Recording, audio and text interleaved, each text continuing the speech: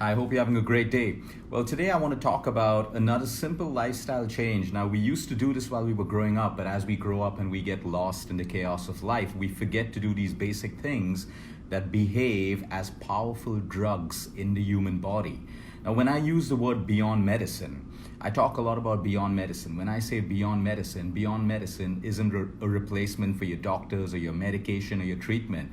Beyond medicine basically means what else exists beyond the world of allopathy, beyond just drugs and treatments that can heal us. Like we know that sunlight, we know that fresh air, we know that clean water, good food, movement, quality sleep, managing our emotions are all powerful drugs beyond medicine that when we integrate into our lives, we can invest in prevention or possible healing and recovery. Today, I want to talk about laughter. Laughter is a powerful drug. We all know this, we've heard about it, but like I always say, knowledge without action is useless. You know, we have so much of information. We all know that laughter is one of the best medicines. And when you go more and more into the scientific studies of laughter, you just can't go wrong in understanding how underutilized this one powerful drug is. We can go on eating pumpkin seeds and onions and garlic and all of these organic foods. We can go on having fancy gym memberships and doing all of these things. But there are certain mechanisms in the human body which, when we have the ability to stimulate them naturally, it doesn't even cost any amount of money to stimulate natural defense mechanisms in the human body that we are not using today when it comes to our own health. The University of Maryland researched laughter and shared the amazing research on how it impacts your blood vessels. Your blood vessels basically supply blood to every one of your trillion cells in the human body and our organs. We all know how we get heart attacks. We all know how we get brain strokes, hemorrhages, paralytic attacks. That's when the blood vessels are not able to basically supply blood to some organ or cells in our brain. Now, what the University of Maryland in their research published was the positive impact of laughter in relaxing your blood vessels. So when your blood vessels relax, you basically have more blood flow automatically going to all the organs in your body, reducing your possibility of a heart attack. And we know this over and over again. When you're with a patient who's complained of a heart attack or symptoms and they're on the way to the hospital, if you can get them to laugh, you automatically get their blood vessels to dilate and to basically relax. But in that state of fear, we forget all of these basic things that laughter can be so good. Now, when we laugh, it also increases the amount of blood in our arteries and the amount of antibodies and our immune system. There is research coming in on the positive impact of laughter, increasing the NK. That's the N killer cells. Your N killer cells is part of your immune system, which has a function to identify cancerous cells, to identify mutating cells. So you see, we get so involved in our treatments that we forget that the human body has its own innate intelligence. And if we harness the power of our immune system, hey, I'm not saying it will replace your chemotherapy or your radiation, but I'm saying that it will take you leaps and bounds forward in your possible healing and in your recovery. Well, so when every time we laugh, there is contraction. When there is contraction, there is more blood flow. When there is more blood flow, there is more oxygenation in your cells. Your blood carries nutrients from the food that you eat and oxygen from the air that you breathe. These two vital foods to every single cell in the human body.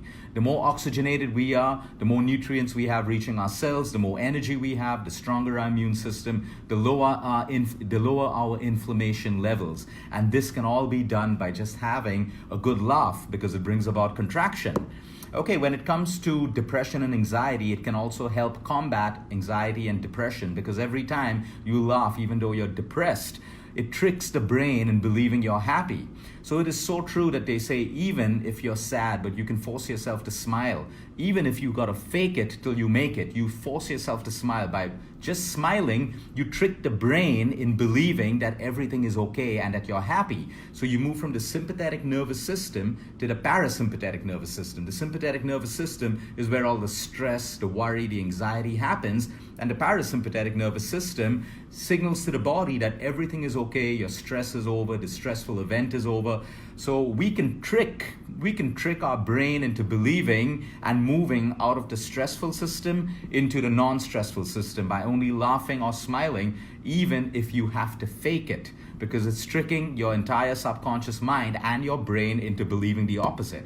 Reducing pain. The more and more research coming on, there are two endorphins, which are your happy hormones, and your pain reliever hormones. Anyone who exercises and would have experienced the production of this hormone called endorphins realizes that even though you're tired, your body feels ecstatic. Certain pain, certain dull feelings in your muscles when you finished a long run or your workout, you don't feel that at that point because you've just produced endorphins with movement. And then as the endorphins come down, you feel that dull ache in your muscles or your calves or your whichever muscle you basically exercise. Now, laughter has the ability to stimulate the production of endorphins. So this acts as a natural pain reliever.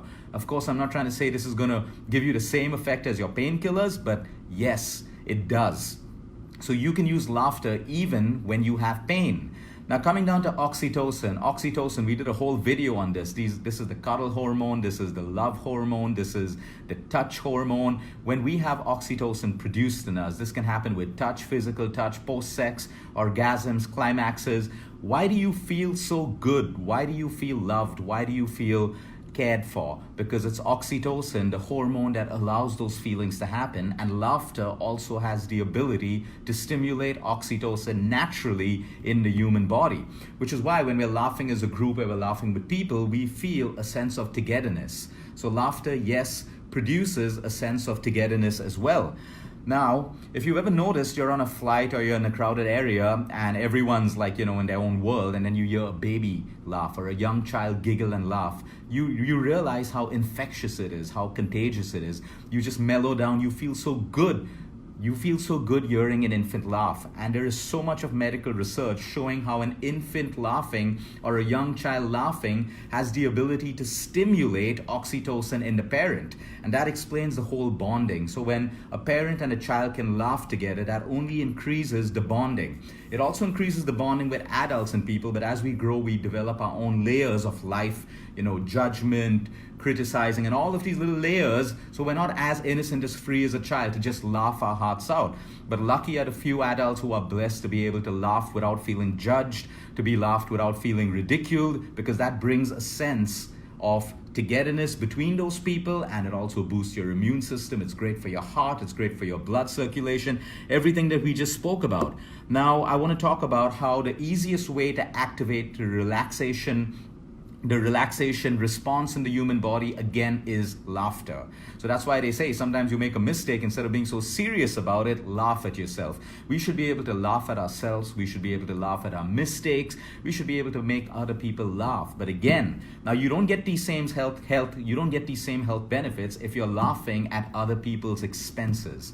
So there are a lot of people who laugh by putting the other people down. They make other people laugh around them by putting other people down. We all know these kind of people. They exist in society, in our own social circles, where you put down someone else to create a joke. So you basically devalue them, you make fun of them to get everyone to laugh. Now that kind of laughter isn't good for anyone's health, not for the victim, not for you, not for anyone else. That's just a sign of your own insecurity and basically your own low self-worth. So we need to understand that laughter has to be pure. It needs to come out naturally from all of us.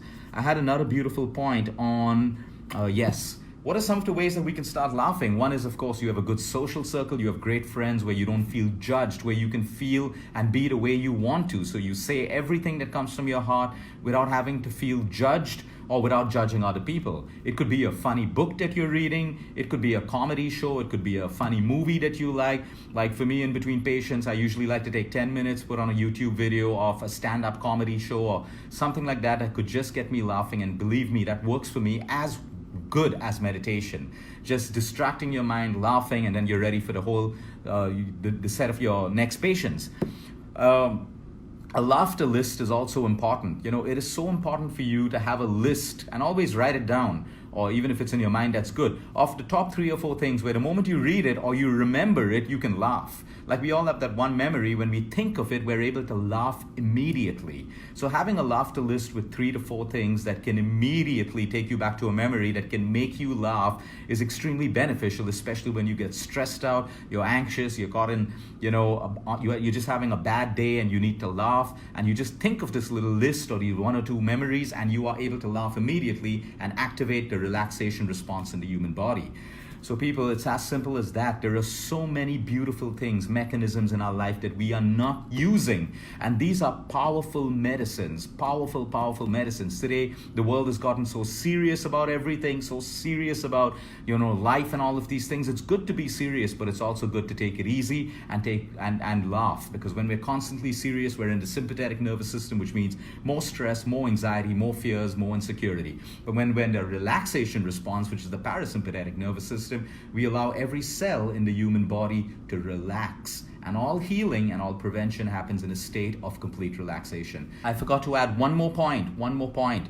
So when it comes to people who are going through cancer or any severe disease, or they're preparing for surgery, or they're going through any of these things, getting them to laugh, which is why family, support, friends around your loved ones is so important. It is so extremely important. We tell our patients going through chemo, I know you're going through pain, I know you're going through something negative, but try to laugh as much as you can, because when you're in the state of laughing, the recovery, the response, the kind of side effects that you may go through will 100% be diminished, because we go into chemo, we go into surgery, we go into heavy medication with a lot of negativity in our mind. Okay, we know we're going through it, we've made the decision, we've accepted that this is the treatment we're going to take. Now, if you can laugh about it, I know it sounds insensitive, but I'm not saying it from an insensitive angle. I'm saying if we can laugh, if we can watch a funny video while the chemo is going into us, the radiation. We've spoken about visualizing before a surgery, during your chemo, during your radiation. But if you can laugh through the process, if you can laugh, believe me, it's going to have a positive impact, not just on the way the treatment works in your body, but the way you come out of it. Have a great evening, everyone.